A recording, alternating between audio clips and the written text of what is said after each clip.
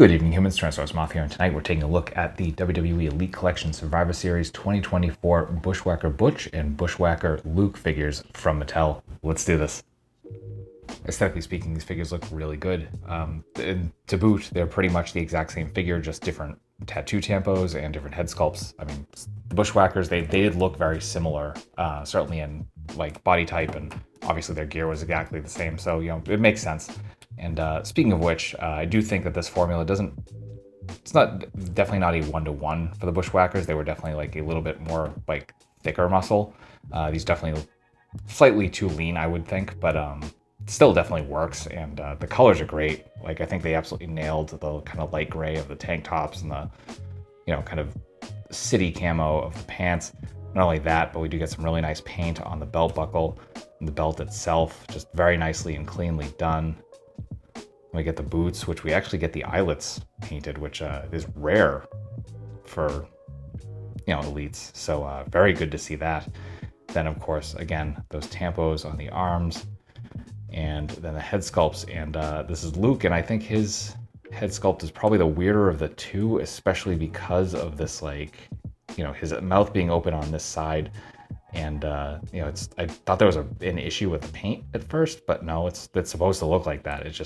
It's kind of weird. It just doesn't quite line up. It's not distracting, certainly from a distance, but it's definitely a little bit strange of a choice. Everything else about it is great, though. The sculpt in the hair, the way the face paint is applied, the eyes look fantastic. We get much the same with Butch, just different tattoos and different face sculpts, and nice and expressive big smile. Oh, and the hair does come off just like it does on the Doink figures, so that's really cool. It's a very nice touch. But overall, just really cool looking figures. Pretty basic when it comes to accessories, but that is because this is a wave that we get a Build-A-Figure with, and we'll get to that obviously. But with the two Bushwhackers themselves, we do get, obviously their doinked up heads. That's what we went over before. And then each of them come with their non-doinked heads. So there's that. And I like that they included this one for Luke, because you can see that this is supposed to be the expression that he has for the, makeup face.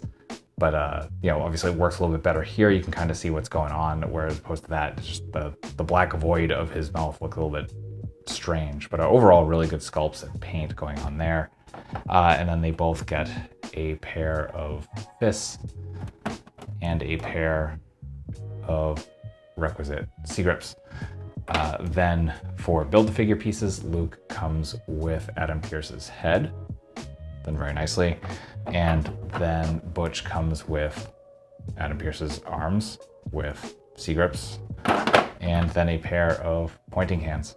So that will do it for accessories. Articulation balance here are very nice, and once again, they're basically the same figure, so same things apply. So I'm just going to use one and show that off, but freestanding kicks, absolutely no problem. So really cool there. For the finer points, we do get our barbell from the body into the head. We get a little bit of look up, tiny bit of down, but we are going to kick back up. We get some really nice tilt and rotation. Then we get hinge and swivel at the shoulders, perfect T. We do get some bicep swivel. Double jointed elbows to come to there. We do get hinge and swivel at the wrists. We get our traditional ab crunch, which is going to bring us from there to there. Not bad at all. Not as great on the arch back, but it's definitely there. We do get swivel at the waist. For the hips, put out that far, not full splits, but very, very close. Absolutely beautiful. Front kick, not quite 90, but still, close enough.